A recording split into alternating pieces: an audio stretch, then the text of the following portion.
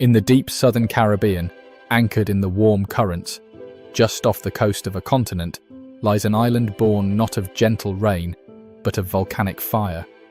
It is a landscape baked by an equatorial sun, honed by the constant breath of the trade winds, and defined by the brilliant turquoise sea that surrounds it. This is a land of stark, arid beauty and of vibrant, unyielding warmth. This is Curaçao.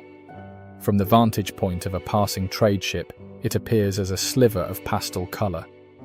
In a vast, deep blue ocean, a place of sharp edges, rugged cliffs, and brilliant, almost impossible light.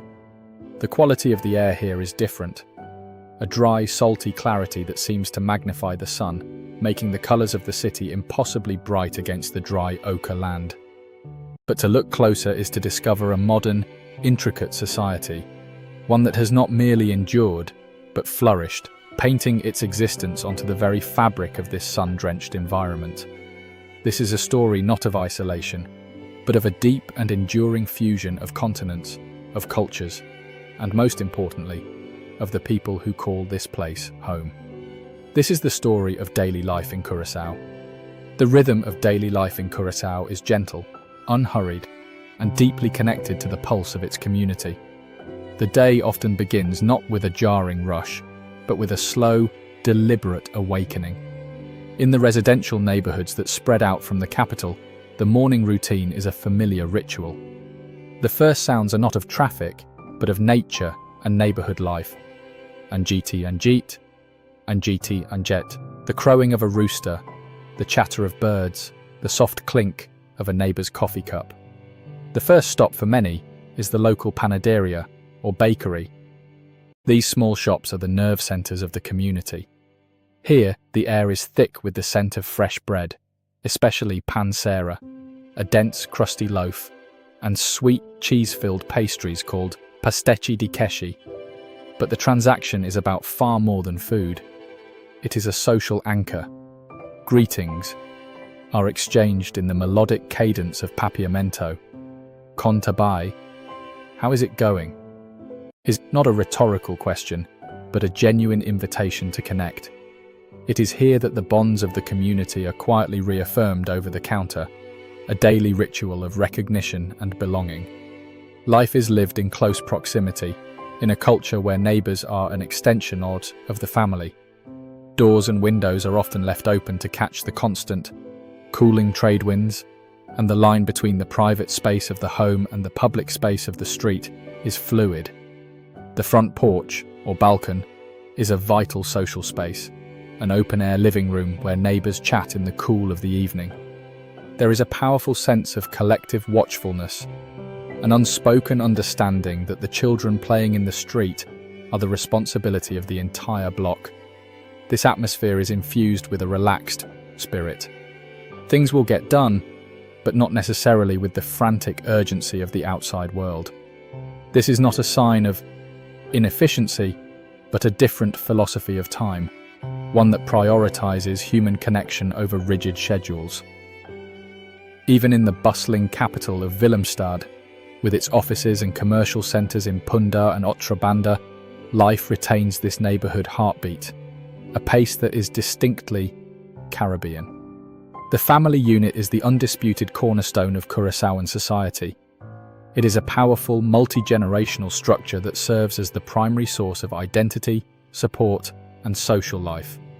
Grandparents, parents, and children often live in the same house, or on the same sound street, in a cluster of family homes. This proximity creates a resilient and deeply ingrained support network. Sunday is Family Day, Anjiti Anjiti, Anjiti Anjiti, a cherished and non-negotiable tradition. This is a time for gathering, usually at the home of the family matriarch, the abuela, for a long, leisurely afternoon of food, conversation, and connection. The scene is a vivid one. The men's domain is the dominoes table, a game played with passion, skill, and a great deal of good-natured trash talk. The sharp slap of tiles on the table is a familiar island soundtrack. The women, often led by the grandmother, preside over the kitchen, the undisputed heart of the home, sharing recipes and stories as they prepare a feast of funchi, a cornmeal polenta, fried plantains, and rice and beans. These gatherings are loud, joyful, and life-affirming rituals that reinforce the bonds that hold the society together. They are the venue for celebrating birthdays, for debating local politics, and for simply being together. This deep-seated importance of family fosters a culture of interdependence and a profound respect for elders. The grandmother is often the moral center of the family, the keeper of traditions. This social fabric extends to major life events. A wedding is a community celebration, and a funeral is a moment when the entire neighborhood comes together to support the grieving family, bringing food and offering comfort. For days, it is an unspoken understanding that one is never truly alone. Curaçao's unique cultural identity is a rich and complex fusion of its diverse historical roots. The heart and soul of this identity is the language, papiamento. It is a beautiful and melodic Creole language born from a blend of Portuguese, Spanish, Dutch, and various African languages. It is the language of the home, the street, and the heart. To hear it spoken is to hear the living history of the island. While Dutch is the language of law and education, and English and Spanish are widely spoken, papiamento is the true mother tongue, a powerful and unifying symbol of a distinct and fiercely protected culture. This identity is a vibrant tapestry woven from many threads. The Dutch influence is unmistakable, seen in the gabled architecture of Willemstad and in the legal and political structures that connect the island to the Kingdom of the Netherlands. But the island's soul is profoundly Afro-Caribbean, a heritage expressed most powerfully in its festivals.